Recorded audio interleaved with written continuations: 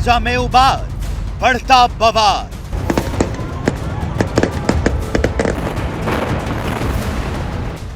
Israel या फिलिस्तीन, भारत किसकी तरफ?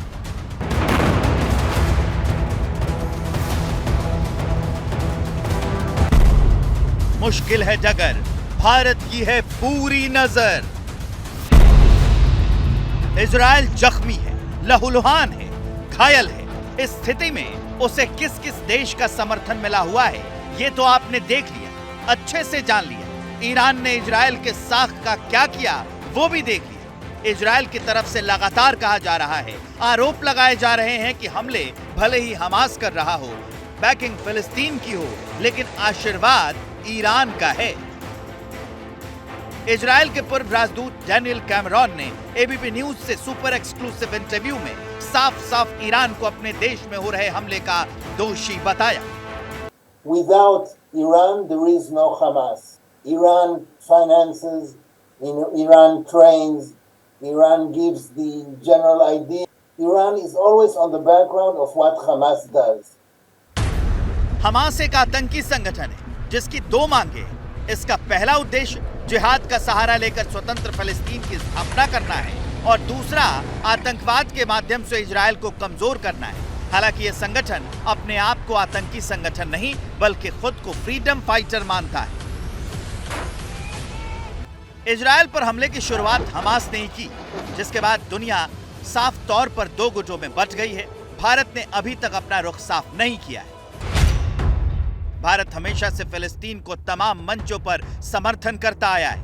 1970 के दशक में भारत ने पीएलओ और उसके नेता यासिर अराफात का समर्थन किया था। इसके अलावा 1975 में भारत ने पीएलओ को मान्यता दी थी, जो ऐसा करने वाला पहला गैर अरब देश था। भारत ने 1988 में फिलिस्तीन को एक देश के रूप में औपचारिक तौर पर मान्यता प्रदान की थी। साल 1996 में भारत ने फिलिस्तीन राष्ट्रीय प्राधिकरण की स्थापना के बाद गाजा में अपना रिप्रेजेंटेटिव ऑफिस भी खोला था, जो 2003 में रामल्लाह में शिफ्ट कर दिया गया। नई दिल्ली में फिलिस्तीनी दूतावास भवन का शिलान्यास अक्टूबर 2008 में अपनी भारत यात्रा के दौरान खुद फिलिस्तीनी राष्ट्रपति महमूद अब्बास ने की थी। हालांकि फिलिस्तीन में भारत कभी भी हमास का समर्थन नहीं कर रहा है। हमास गाजा में फतह सरकार के समांतर सरकार चलाता है और गाजा की भौगोलिक स्थिति कई मायनों में महत्वपूर्ण है। इजराइल के उत्तर में लेबनान, पूर्व में सीरिया और जॉर्डन, दक्षिण में मिस्र और पश्चिम की सीमा गाजा और भूमध्य सागर से मिलती है। फिलिस्तीन दो भागों में बटा हुआ है। पहला भाग जो भूमध्य सागर के तट पर स्थित है उसका नाम गाजा है और दूसरा भाग जो पश्चिम में जॉर्डन से सटा है उसका नाम वेस्ट बैंक है। गाजा पर हमास का कब्जा है और वेस्ट बैंक पर फतह का कब्जा है। हमास और ईरान पर अमेरिका समेत पश्चिमी देशों का आरोप है कि हमास की आड़ में ईरान अपनी उंगली सीधी करने की कोशिश में लगा है। सवाल है कि भारत का इजराइल को समर्थन देने का क्या मतलब है? इससे भारत की विदेश नीति पर क्या प्रभाव पड़ेगा? क्या मोदी के इस बयान से अरब देश नाराज हो जाएंगे? क्या भारत का India middle east Europe economic corridor खटाई में पड़ जाएगा?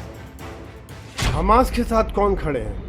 पाकिस्तान, यमन, इजराइल, तालिबान, यानी कि जितने भी दुनिया में आतंक के देश हैं वो खड़े हुए हैं। और भारत ने खुलकर इजराइल का साथ दिया है, क्योंकि भारत की लड़ाई हमेशा आतंकवाद के साथ है।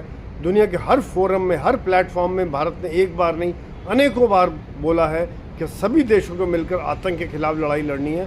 और यही कारण है कि आज भारत ने साफ कह दिया कि इजराइल की कठिन घड़ी में हम इजराइल के साथ हैं। दूसरी तरफ भारत के प्रधानमंत्री नरेंद्र मोदी और इजरायली प्रधानमंत्री बेंजामिन नेतन्याहू की दोस्ती भी मशहूर है।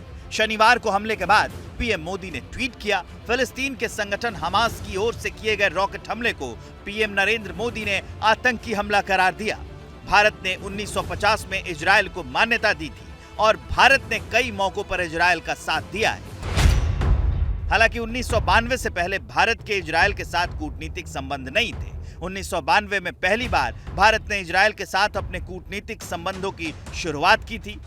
साल 2015 में यूएनएचआरसी इजराइल के खिलाफ एक प्रस्ताव लेकर आया था। इस प्रस्ताव में गाजा क्षेत्र में इजराइल के मानवाधिकारों के उल्लंघन की जांच करना शामिल था। लेकिन भारत ने इजरायल के खिलाफ प्रस्ताव पर मतदान नहीं किया था।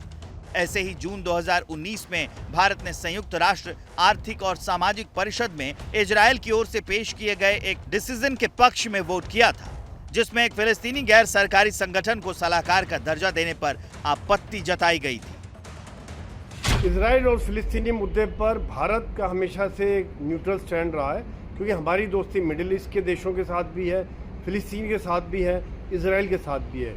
लेकिन अभी जो हमला हुआ है, हमास ने जिस तरह से हमला किया है, क्योंकि हमास एक मिलिटेंट ऑर्गेनाइजेशन है, तो भारत आतंकवाद के खिलाफ है और भारत ने इसमें इजराइल के साथ खुलकर खड़ा हुआ है और कहा है कि इस कठिन घड़ी में हम इजराइल के साथ हैं।